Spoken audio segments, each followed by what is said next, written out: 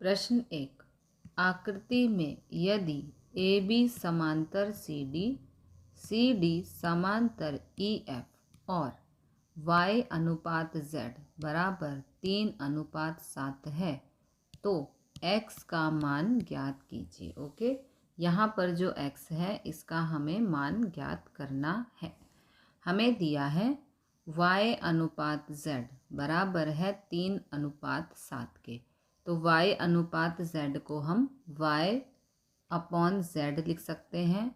3:7 को हम 3/7 लिख सकते हैं। ओके, तो माना y को यहाँ पर 3k मान सकते हैं और z को यहाँ पर 7k मान सकते हैं। ओके, अब y बराबर है कोण 1 शीर्षाभिमुख कोण, y बराबर कोण 1 और ये शीर्षाभिमुख कोण है। ओके, तो y बराबर कोण 1 ये हो गया 3k क्योंकि y बराबर 3k है। ओके, दिया है सी डी समांतर ई एफ, इसलिए कोण 1 प्लस z, ये कोण 1 प्लस में z बराबर 180 डिग्री, क्योंकि अंतः कोण समपूरक होते हैं। ये दोनों अंतः कोण हैं, समपूरक का मतलब 180 डिग्री के होते हैं। ओके, तो कोण 1 है यहाँ पर 3k, हम फाइंड कर चुके हैं कोण 1 यहाँ पर 3k। ओके, और z है यहाँ पर 7k, तो 3k और 7k हो गया 10k। देखो, जो कोण 1 था वो कोण y के बराबर था, है ना, तो कोण y का मान है 3k, इसलिए कोण 1 की जगह हमने 3k लिख दिया, क्योंकि y बराबर कोण 1 बराबर 3k है। तो 3k और 7k हो गया 10k। 10 यहाँ पर गुणा हो रहा है, इस तरफ जाएगा भाग में, 0 से 0 हो गया कैंसिल, तो k का मान आ गया 18 डिग्री। ओके, नाउ z बराबर 7k था, k की जगह 18 सत्ते 126। दिया है ए बी समांतर सी डी और सी डी समांतर ई एफ, इसलिए ए बी समांतर ई एफ x बराबर z, ये x बराबर है z के, क्योंकि एकांतर कोण है। ओके, ये जो तिर्यक रेखा होती है इसके अपोजिट साइड के कोण बराबर होते हैं, उन्हें हम एकांतर कोण कहते हैं। प्रश्न 2। आकृति में यदि ए बी समांतर सी डी, ई एफ लंब है सी डी पर और कोण जी ई डी बराबर 126 डिग्री, तो कोण ए जी ई, कोण जी ई एफ और कोण एफ जी ई ज्ञात कीजिए। ओके, तो यहाँ पर दिया है ए बी समांतर है सी डी, इसलिए कोण ए जी ई बराबर है कोण जी ई डी के, जी ई डी। जी ई एक तिर्यक रेखा है, तिर्यक के अपोजिट साइड के एंगल बराबर होते हैं और उन्हें हम एकांतर कोण कहते हैं। ठीक है, तो ए जी ई बराबर जी ई डी, ए जी ई का मान आ गया 126 डिग्री। आकृति से जी ई डी, देखो ये जी ई डी, जी ई डी में दो कोण हैं। ठीक है, दो कोण हैं यहाँ पर, जी ई एफ और एफ ई डी। ओके, तो जी ई डी है 126, एफ ई डी यहाँ पर है ये 90 डिग्री का कोण। Okay, 90 degree. अब ये प्लस 90 है, इसको यहाँ लेके आएंगे तो माइनस 90, 126 में से 90 माइनस किया, आ गया 36 डिग्री। जी ई एफ का मान आ गया 36 डिग्री। अब दिया है ए बी समांतर सी डी, इसलिए कोण एफ जी ई प्लस 126, 126 का मतलब है यहाँ पर जी ई एफ, यानी कि ये वाला कोण।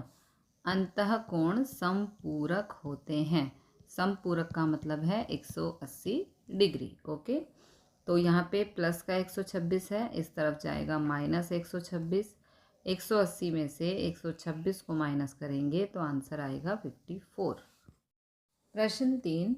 आकृति में यदि पी क्यू समांतर एस टी, कोण पी क्यू आर 110 डिग्री, देखो ये क्यू है 110 डिग्री, कोण आर एस टी 130, ये एस है 130, तो कोण क्यू आर एस ज्ञात कीजिए। हमें ये कोण ज्ञात करना है, क्यू आर एस। ओके, तो यहाँ पे हमें संकेत दिया है बिंदु आर से होकर, ये जो बिंदु आर है इससे होकर एस टी के समांतर एक रेखा खींचिए, यानी कि ये वाली रेखा, इसे हम नाम दे देंगे ए बी।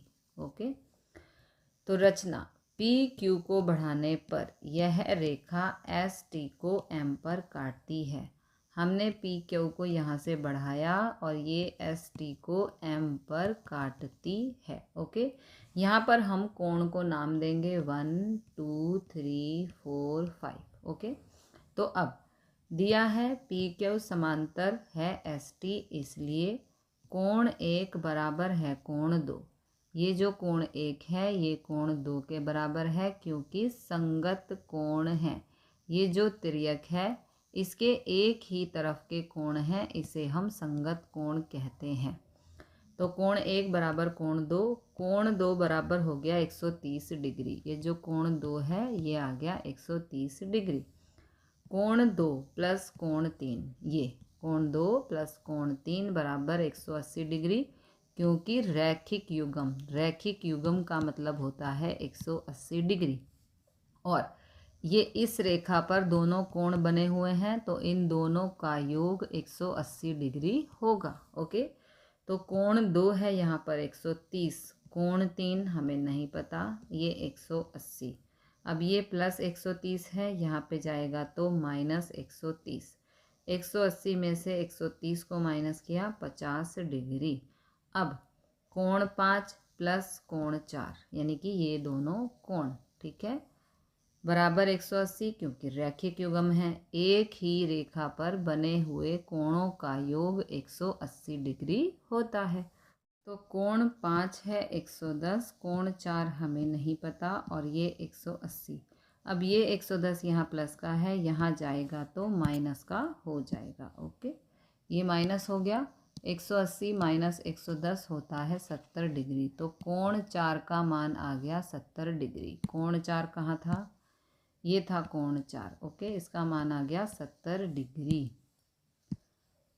अब त्रिभुज क्यू एम आर में, क्यू एम आर, त्रिभुज क्यू एम आर में ये 70 डिग्री आ चुका है यहाँ पर, और कोण 3 भी हमने फाइंड किया था, ये था 50 डिग्री, है ना।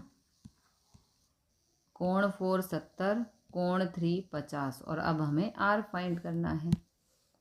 तो त्रिभुज क्यू एम आर में कोण 3 प्लस कोण 4 प्लस कोण आर बराबर 180 डिग्री, कोण 3 50, कोण 4 70, आर हमें नहीं पता, 180, 50 और 70 को प्लस किया 120, 120 यहाँ प्लस का है, इधर जाएगा माइनस, 180 में से 120 को माइनस किया, कोण आर आ गया 60 degree. This is the answer. प्रश्न 4, आकृति में यदि ए बी समांतर सी डी, कोण ए पी क्यू बराबर 50 डिग्री और कोण पी आर डी बराबर 127 डिग्री है, तो x और y ज्ञात कीजिए। हमें ये x और y का मान ज्ञात करना है। ओके, तो दिया है पी क्यू समांतर एस टी, इसलिए पी क्यू आर बराबर है A P Q. P Q, Q कहाँ गया, हाँ, पी क्यू आर, ओके, बराबर है ए पी क्यू के, क्योंकि एकांतर कोण है। देखो ये तिर्यक रेखा है, तिर्यक के अपोजिट साइड के एंगल बराबर होते हैं, तो इसलिए पी क्यू आर बराबर है ए पी क्यू। तो एक्स का मान आ गया 50 डिग्री, क्योंकि यहाँ पे ये 50 है तो ये भी 50। Okay, next, A P R बराबर है P R D. A P R बराबर है पी आर डी के, क्योंकि एकांतर कोण है। अगेन तिर्यक के अपोजिट साइड के एंगल बराबर होते हैं। तो अब ए पी क्यू प्लस कोण क्यू पी आर बराबर है 127 डिग्री। देखो ए पी क्यू, ओके, यानी कि ये वाला कोण, और क्यू पी आर यानी कि ये वाला कोण, इन दोनों कोणों का योग होगा 127 डिग्री, क्योंकि तिर्यक रेखा के अपोजिट साइड के एंगल हैं, तो ये दोनों कोण बराबर होंगे, इसलिए इन दोनों को जोड़कर आएगा 127 डिग्री। फिर ए पी क्यू का मान है 50 डिग्री, जो कि हम पहले फाइंड कर चुके हैं। क्यू पी आर है y बराबर 127, 50 यहाँ प्लस का है, इधर जाएगा तो माइनस, 127 माइनस 50 करेंगे तो 77 डिग्री। x का मान आ गया 50, y का मान आ गया 77। This is the answer. प्रश्न 5, आकृति में पी क्यू और आर एस दो दर्पण हैं। देखो ये P, ये Q, ये R और ये S, ये दोनों दर्पण हैं जो एक दूसरे के समांतर हैं। ए बी आपतन किरण है जो दर्पण P Q को B पर टकराती है। ये सी डी परावर्तित किरण है जो दर्पण R S से C पर टकराती है। अब हम जानते हैं कि आपतन कोण बराबर होता है परावर्तन कोण, ओके। तो बिंदु B पर, ये बिंदु B है, इस पर BE लंब है PQ, ओके, और बिंदु C, ये बिंदु C पर CF लंब RS बनाया, ये हमने यहाँ पर रचना की है, ओके। अब यहाँ पर कोण 1 बराबर कोण 2, कोण 3 बराबर कोण 4 तथा कोण 2 बराबर कोण 3, तो इन सब से प्रूव होता है कि कोण 1 बराबर है कोण 4 के, ओके। तो कोण 1 बराबर कोण 4, दोनों तरफ हम 2 से गुणा करेंगे, यहाँ पर भी और यहाँ पर भी, ओके। तो ये हो गया 2 कोण 1, तो इसको अब हम अलग अलग करके लिख देंगे, कोण 1 प्लस कोण 1। ये 2 कोण 4, इसको भी अलग अलग करके लिख देंगे, कोण 4 प्लस कोण 4, ओके। ये हो गया कोण 1। अब कोण 1 बराबर है कोण 2 के, ये हम प्रूव कर चुके हैं, तो कोण 1 की जगह कोण 2 लिख देंगे। यहाँ पर ये कोण 4 बराबर है कोण 3 के, ये हम प्रूव कर चुके हैं, ओके। तो कोण 4 की जगह कोण 3 लिख देंगे समीकरण 1 तथा 2 से। तो कोण BCD, देखो कोण 1 प्लस कोण 2, ये है ना, इसका नाम है BCD। B कहाँ है, BCD, ओके। ABC बराबर हैं दोनों, यहाँ एकांतर कोणों का एक युग्म बराबर है, अतः AB समांतर CD है, हैंस प्रूव्ड।